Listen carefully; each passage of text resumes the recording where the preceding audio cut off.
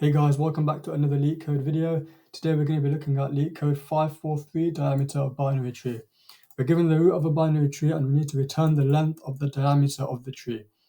And we're told the diameter is the length of the longest path between any two nodes in a tree. And so for example, in this example, we've got the longest path being 4, 2, 1, and 3. So that's the diameter. And the length is, we're told, is represented by the number of edges. So the number of edges between the path 4, 2, 1, and 3 is 1, 2, 3. So we return 3 as a total. And we're given some constraints as well. So how can we solve this problem? Well, we can use a depth-first search recursive approach. Our kind of like the trick is reading between the lines of a binary tree and looking at kind of similar problems. So we can use a depth-first search recursive approach, but how are we going to be using that approach to solve this problem?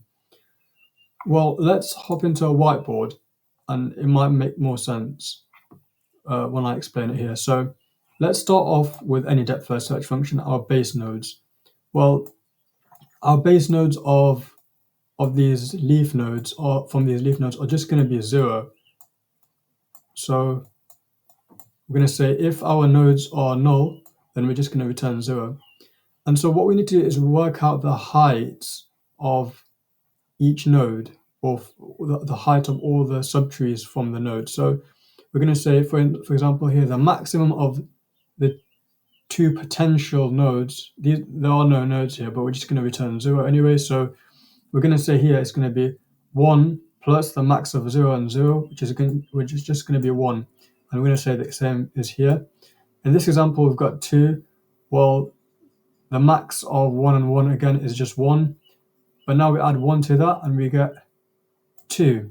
Here we can also work out the diameter. So we know the diameter is the left edge plus the right edge. So the left edge here is 1. The right edge here is 1. 1 plus 1 is 2. So we're going to store in a result, or if I can get back to the whiteboard, in a result variable, we're going to store the current maximum diameter so far as 2. And again here on the left hand side, the current max depth is going to be 3.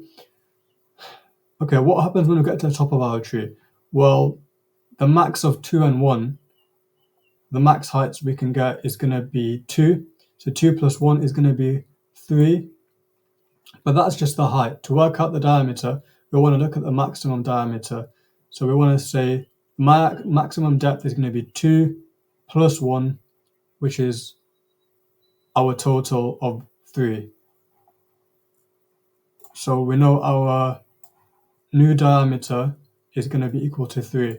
And we would keep going on, so on and so forth, until we get to the top of our tree. It just so happens that we are now at the top of our tree, so we would end our code and just return our result variable. So I hope this whiteboard made a little more sense.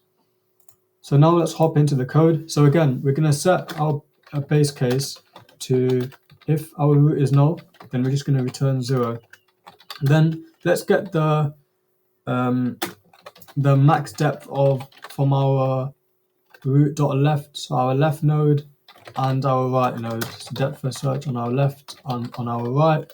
And we're going to let's set a variable actually. And let's put all this in a depth first search function. So let's set a variable result initially equal to 0.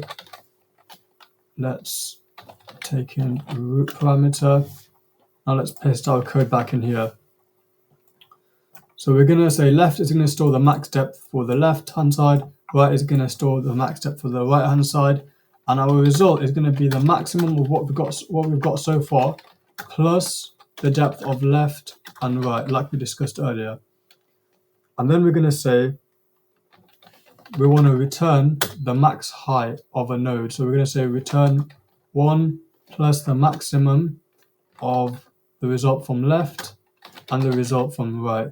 So we're kind of doing two different things here. The result that we're returning from our depth first search function isn't going to be the result of the diameter of binary tree function. It's just going to be the height, and then we need to calculate the result or the diameter separately.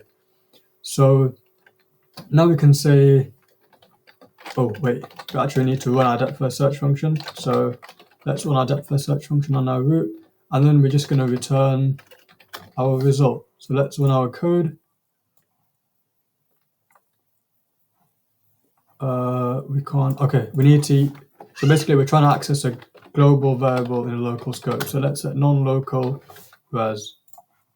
This will allow us to access the global variable locally.